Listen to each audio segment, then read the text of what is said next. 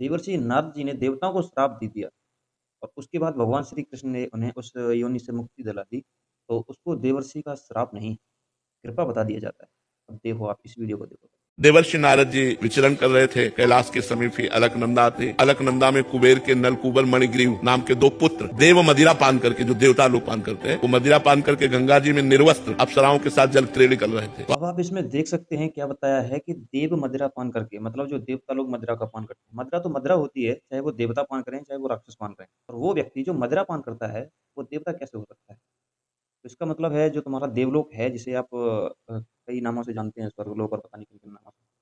तो उसमें मदिरा पान की जाती है, मतलब वो देवलोक नहीं है फिर, राक्षसों का लोक है। क्योंकि मदिरा पान करते हैं तो वो तो राक्षस ही हुए ना फिर।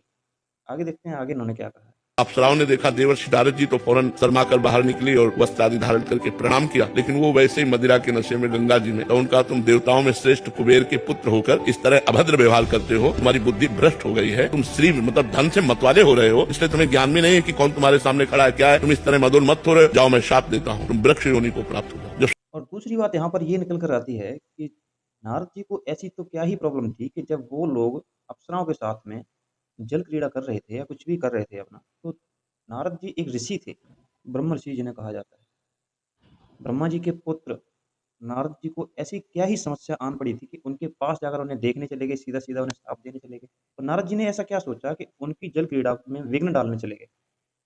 मतलब कहीं और से निकल जाते। क्या समस्या आ रही थी आपको? आपको तो जाना ही था, घूम ही रहे थे ना आप तो, कहीं से भी निकल जाते, क्या दिक्कत थी?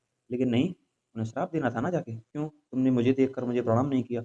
इसका मतलब नारद जी भी अहंकारी थे और अपने आप को बहुत बड़ा वो मानते थे कि उन्होंने मुझे प्रणाम क्यों नहीं किया?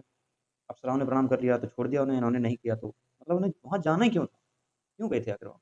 सांप की बात कही तो घबरा गए, चरणों में गिरे। तो देवर्षि नारद जी ने कहा वृक्ष तो बनो, लेकिन नंदालय के वृक्ष बनो। फिर भगवान उखल को घसीटते हुए इन दोनों वृक्षों के बीच में आए और झटका मारा, दोनों वृक्ष उखड़ गए और दोनों अपने स्वरूप को प्राप्त हुए। तो देखो, कहाँ मदिरा पिए निर्वस्त्र गंगा जी में खड़े और कहाँ देवर्षि की हम श्राप कहे या कृपा कहें, कृपा कहेंगे, साप रूप से कृपा देकर भगवत साक्षात्कार करवा दिया। अब यहाँ पर कहा गया है कि कहाँ वहाँ पर जल में नग्न खड़े थे और कहाँ यहाँ पर आकर भगवत प्राप्ति हो गई, मतलब श्री कृष्ण भगवान का दर्शन हो गया। तो नारद जी का श्राप कहें या कृपा कहें?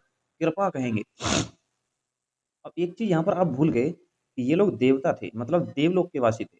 और भगवान भी देवलोक में रहते हैं, तो मतलब भगवान के पास आना-जाना तो इनका लगा ही रहता होगा, भगवान के दर्शन करना नॉर्मल बात है। इनकी इनके लिए तो छोटी-सी बात है ना, क्योंकि इनके पिता धन के स्वामी हैं। उनके लिए भगवान के दर्शन कोई बड़ी बात नहीं है। और दूसरी बात, ये कहते हैं कि इस श्राप को कृपा कहें। अब बताइए किस हिसाब से आप इस चीज़ को कृपा का नाम दे सकते हो? और इसी हिसाब से आप इन सभी भोले-भाले जन श्रद्धालुओं को जो आपके साथ बैठे हैं, आपकी बातें सुनते हैं, उन्हें ऐसी ही मीठी-मीठी बातें सुनाकर के ऐसे सार सुना दिया, इनको पता ही नहीं चला आपने क्या बोल दिया। बस वो तो मस्त हुए मद में ऐसे करके और बस सुन गए आपकी बात को, उन्होंने तर्क निकाला ही नहीं वहाँ पे। आपने तो कह दिया कि श्राप भी कृपा है, तो ऊपर से उन्हें देवता कह रहे हो जो मदिरा पान करते हैं और फिर नारद जी। मतलब इस चीज़ को तर्क के अनुसार इन्हें बताओ कि ये देवता ऐसे-ऐसे हैं, ये भी विकारी हैं, इनके मन में भी पाप चलते रहते हैं, मदिरापान तो ये करते हैं और देख रहे हो आप इसमें वीडियो में बताया गया है, इन्होंने अप्सराओं के साथ जल क्रीड़ा की वो कर रहे थे, नग्न अवस्था में, बिल्कुल नग्न अवस्था में। अब बाकी आप समझदार हो, तर्क निकालना सीखो, तभी इनका जवाब दे पाओगे। ऐसे आँख बंद करके किसी पर विश्वास नहीं किया जाता। तुम्हारे पास बुद्धि है, दिमाग है, तर्क के साथ सोचो।